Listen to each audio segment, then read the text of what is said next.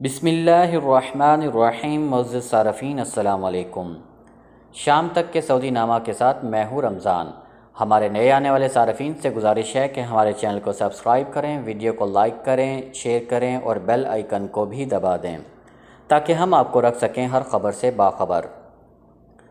چاند نظر نہیں آیا، وقوف عرفہ 30 جولائی اور عید الاضحیٰ 31 کو۔ سعودی عرب میں پیر 20 جولائی 29 ذی القعدہ کو کہیں بھی ذی الحج کا چاند نظر نہیں آیا۔ سپریم کورٹ نے سعودی عرب کے تمام علاقوں میں مقامی شہریوں اور مقیم غیر ملکیوں سے ذی الحج کا چاند دیکھنے کی اپیل کی تھی۔ سبق ویب سائٹ کے مطابق سعودی عرب کے سودیر اور تمیر کے معروف رصدگاہوں میں پیر کو ذی الحج کا چاند نظر نہیں آیا۔ سعودی سپریم کورٹ نے بھی اعلان کیا ہے کہ منگل کو ذی القعدہ کی 30 تاریخ ہوگی۔ آج پیر 29 ذی القعدہ کو مملکت بھر میں کہیں بھی چاند نظر نہیں آیا۔ جمعرات 30 جولائی کو حج کا رکن اعظم وقوف عرفہ ہوگا، جبکہ عید الاضحیٰ 31 جولائی جمعہ کو منائی جائے گی۔ اس سے قبل ماہر فلکیات ملہم بن محمد الہندی نے توقع ظاہر کی تھی کہ فلکیاتی نظام کے مطابق 29 ذی القعدہ کو ذی الحج کا چاند نظر نہیں آئے گا، کیونکہ نئے مہینے کا چاند رات کو 8:33 پر جنم لے گا، لہٰذا غروب آفتاب کے بعد چاند جنم لینے کی وجہ سے یہ کہیں بھی کسی کو نظر نہیں آ سکتا۔ ادھر مصری دارالافتاء نے کہا ہے کہ ذی الحج کے چاند کے سلسلے میں سعودی عرب میں روایت حلال کے فیصلے کی پیروی کی جائے گی۔ غیر قانونی عازمین کو مکہ لے جانے پر 50,000 ریال تک جرمانہ۔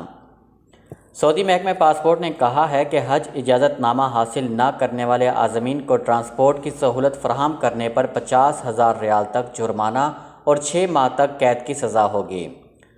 سبق ویب سائٹ کے مطابق محکمے نے اپنے ٹویٹر اکاؤنٹ میں کہا ہے کہ غیر قانونی عازمین کو ٹرانسپورٹ کی سہولت فراہم کرنے والا اگر غیر ملکی ہے تو سزا کے بعد سعودی عرب سے بے دخل کر دیا جائے گا۔ وہ قانون میں طے شدہ مدت تک بلیک لسٹ ہوگا اور کسی بھی ویزے پر سعودی عرب نہیں آ سکے گا۔ دوسری طرف حج مقامات میں محکمہ پاسپورٹ کے سربراہ جنرل خالد بن فہد الجعید نے کہا ہے کہ مکہ کے داخلی راستوں پر چوکیاں قائم کر دی گئی ہیں۔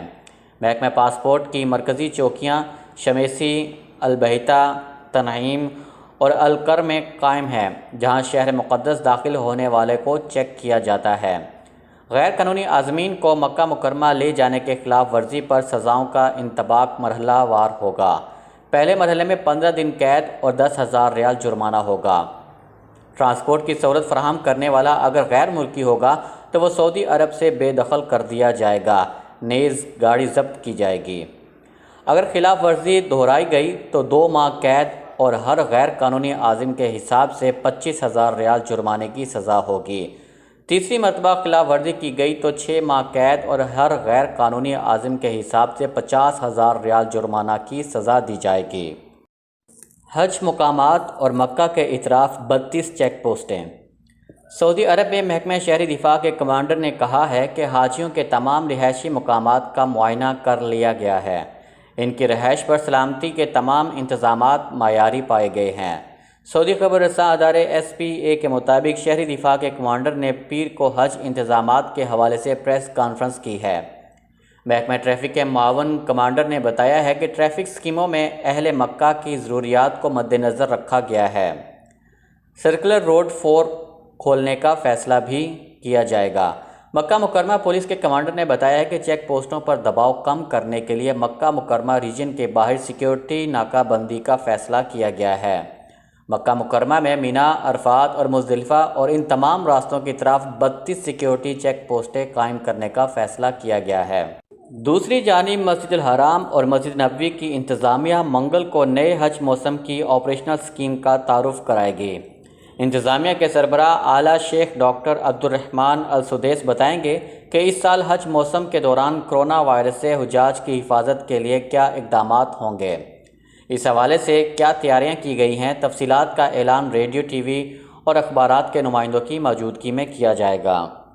زخمی کو طبی امداد دینے والے ہلال احمر کے اہلکار کو گاڑی نے کچل دیا۔ سعودی عرب میں ایک زخمی کو ابتدائی طبی امداد دینے والا ہلال احمر کا اہلکار گاڑی کی ٹکر سے ہلاک ہو گیا۔ مدینہ منورہ میں ہلال احمر کے ترجمان خالد الساحلی نے بتایا ہے کہ اتوار کو ہجرہ روڈ پر ایک زخمی کو ابتدائی طبی امداد فراہم کرتے ہوئے ہلال احمر کے اہلکار کو تیز رفتار گاڑی نے کچل دیا۔ عاجل ویب سائٹ کے مطابق ترجمان نے حادثے کی تفصیلات بتاتے ہوئے کہا ہے کہ آپریشن روم سے رابطہ کر کے کہا گیا تھا کہ مدینہ منورہ سے 7 کلومیٹر کے فاصلے پر ہجرہ روڈ پر گاڑی الٹ گئی ہے اور لوگ زخمی ہیں۔ فوری طور پر امدادی ٹیمیں جائے وقوع بھیج دی گئیں۔ ایک اہلکار ہانی یوسف عیسیٰ جو فرسٹ ایڈ میڈیکل کے لیے مشہور تھا اور مدینہ منورہ ریجن کے تحت ہلال احمر کا اہلکار تھا، زخمیوں کی مرہم پٹی کرتے ہوئے گاڑی کی زد میں آ کر شدید زخمی ہو گیا۔ ہانی یوسف عیسیٰ کو فوراً ہی اسپتال لے جایا گیا۔ اس کی حالت نازک تھی، اسے بچانے کی ہر ممکنہ کوشش کی گئی، لیکن ہسپتال پہنچنے کے 15 منٹ بعد طبی امداد کے دوران ہی وہ جان کی بازی ہار گیا۔